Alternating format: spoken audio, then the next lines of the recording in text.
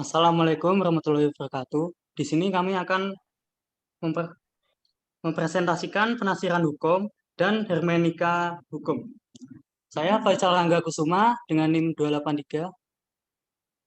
Saya Dinda Rodanti dengan NIM 337. Ernaldi Fadila dengan NIM 286.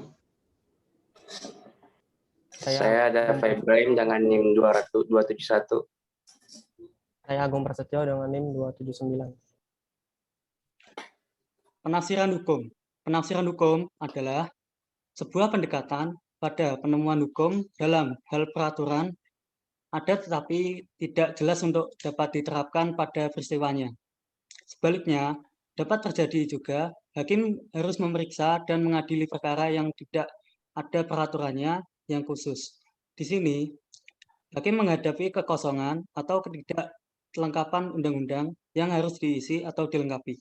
Sebab, hakim tidak boleh menolak memeriksa dan mengadili perkara dengan dalih tidak ada hukuman atau tidak lengkap hukumnya. Hakim menemukan hukum itu untuk mengisi kekosongan hukum tersebut. Penafsiran merupakan kegiatan yang sangat penting dalam hukum.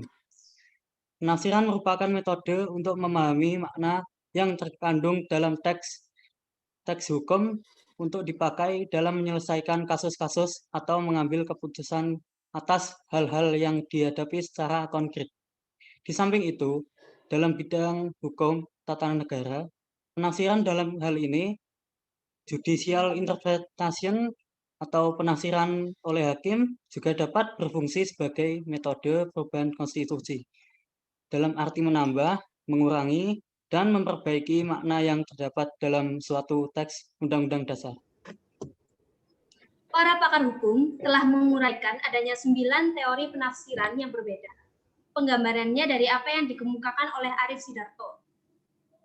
Kesembilan teori penafsiran tersebut adalah: yang pertama, teori penafsiran liturgik atau harfiah. Penafsiran yang menekankan pada arti atau makna kata-kata yang tertulis. Yang kedua, ada teori penafsiran gramatikal atau interpretasi bahasa penafsiran yang menekankan pada makna teks yang ada di dalamnya kaidah hukum dinyatakan. Penafsiran yang demikian bertolak dari makna menurut pemakaian bahasa sehari-hari atau makna teknis yuridis yang lazim. Menurut Visserhoff, di negara-negara yang menganut tertib hukum kodifikasi, teks harfiah undang-undang yang sangat penting, namun penafsiran gramatikal saja tidak cukup, apalagi jika norma yang hendak ditafsir sudah menjadi perdebatan. Yang ketiga, teori penafsiran historis. Penafsiran ini mencakup dua pengertian, yaitu penafsiran sejarah perumusan undang-undang yang lebih memfokuskan diri pada latar belakang sejarah perumusan naskah, yaitu bagaimana perdebatan yang terjadi ketika naskah hendak dirumuskan. Yang keempat, yang selanjutnya, penafsiran sejarah hukum. Mencari makna yang dikaitkan dengan konteks kemasyarakatan masa lampau. Dalam hal ini, kita merujuk pada pendapat-pendapat hukum yang lampau tetapi masih relevan. Berbeda dengan penafsiran sosiologis, penafsiran sosiohistoris memfokuskan pada konteks sejarah masyarakat yang mempengaruhi rumusan naskah hukum. Kemudian teori penafsiran sosiologis.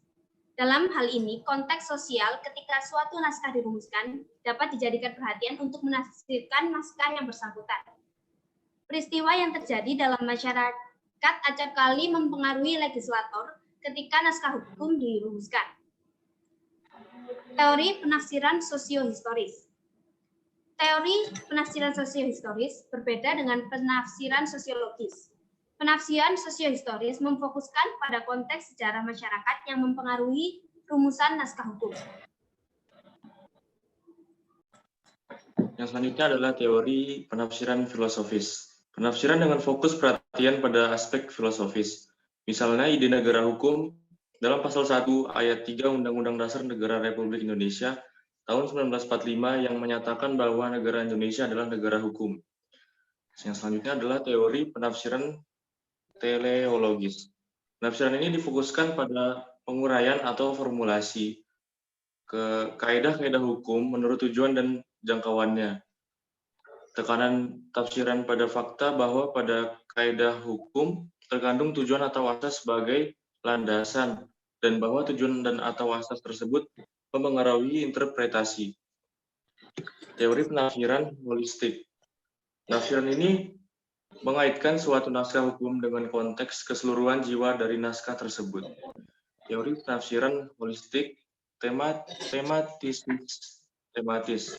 Perkembangan pemikiran dan praktik penafsiran hukum di dunia akhir-akhir ini telah berkembang pula berbagai corak dan tipe baru dalam penafsiran hukum dan konstitusi di berbagai negara.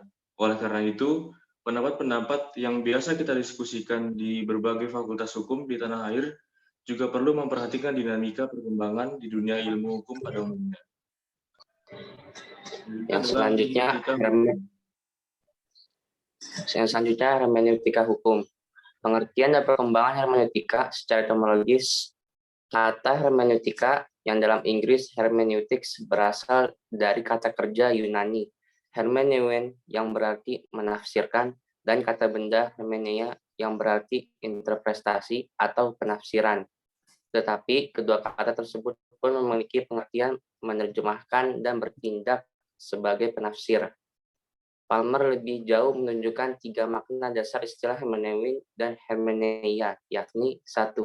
Mengungkapkan dengan kata-kata to say, 2. Menjelaskan seperti menjelaskan sebuah situasi, 3. Menerjemahkan seperti menerjemahkan bahasa asing.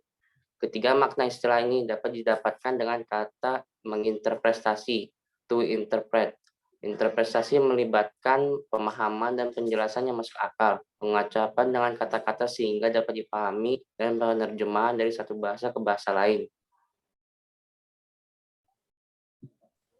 Kemudian, David Hoy menggambarkan keunggulan pandangan hermeneutika mengenai pemahaman dengan mengacu pada praktik aktual pembuatan keputusan yudisial. Dalam pandangan Hoy, hermeneutika bahwa tradisi selalu memasung interpretasi kita dan bahwa makna teks tidak pernah terpisah dari interpretasi yang mengintervensinya membuahkan keadilan yang lebih besar lagi bagi praktik hukum konkret. Kemudian Drusilla Cornell, seorang tokoh lain yang menunjukkan agar sebuah interpretasi hukum harus mampu masuk sampai pada wawasan yang baik atau keadilan dan mampu memproyeksikan wawasan yang baik itu sebagai janji keselamatan dari hukum. Asumsi dasar yang melatar belakangi perkembangan hermeneutika hukum adalah bahwa hukum sebagai konstruksi sosial merupakan sebuah teks, wacana, atau argumen yang perlu selalu dicermati dan diinterpretasikan secara terus-menerus. Sekian dari kami. Assalamualaikum warahmatullahi wabarakatuh.